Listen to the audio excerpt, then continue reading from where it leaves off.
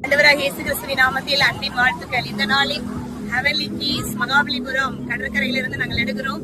ஆமென். கர்த்தர் பிள்ளைகளாகிய நமக்கு கொடுக்கப்பட்டிருக்கிற வெளியேறப்பெற்ற கீழே ஒண்ணு அவருடைய வார்த்தை. அவருடைய வார்த்தையில யோபு சொல்றான், ஆமென், கடலுக்கு கதவை போட்டு அதை அடைத்து வைத்திருக்கிறாராம். அந்த கதவை தாண்டி அது வராது.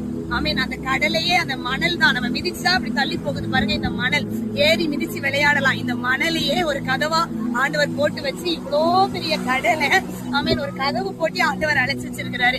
அது மட்டும் இல்ல, நம்ம எரேமியாவுல வாசிக்கிறோம், இம்மட்டும் வா மிஞ்சி வராதே அப்படின்னு சொல்லி, அதற்கு இவ்வளவுதான் நீ வரணும், அதுக்கு மேல வரக்கூடாது அப்படின்னு சொல்லி ஆண்டவர் ஒரு கட்டளை போட்டு வைத்திருக்கிறார். அதுக்கு அது கீழ்படியுது, அதுக்குள்ளேயே அது அலையுது. ஆனா நீ மட்டும் வரலாம், அதுக்கு மேல வரக்கூடாதுங்கிற ஆண்டவருடைய கட்டளைக்கு அது கீழ்படிந்து வந்த வழியில அது அப்படி திரும்பி போகுது. இதை கேட்கிற உங்களுக்கு நான் ஒரு ஆறுதலான ஒரு வார்த்தை சொல்லுகிறேன். ஆமீன். உங்கள் வாழ்க்கையில எப்படிப்பட்ட சூழ்நிலைகள் இருக்கலாம், எப்படிப்பட்ட பிரச்சனைகள் இருக்கலாம், பாடுகள் இருக்கலாம். ஆனா ஆண்டவர் சொல்றாரு, எல்லா காரியங்களும் இம்மட்டும் வா மிஞ்சி வராதேங்கிற வார்த்தை கேட்கும் போது அது கீழ்படியும். உங்க திராணிக்கு மிஞ்சி ஒரு எல்லையை தாண்டி, ஆண்டவருடைய சித்தத்தை தாண்டி எதுவும் நம்ம கிட்ட வரவே முடியாது.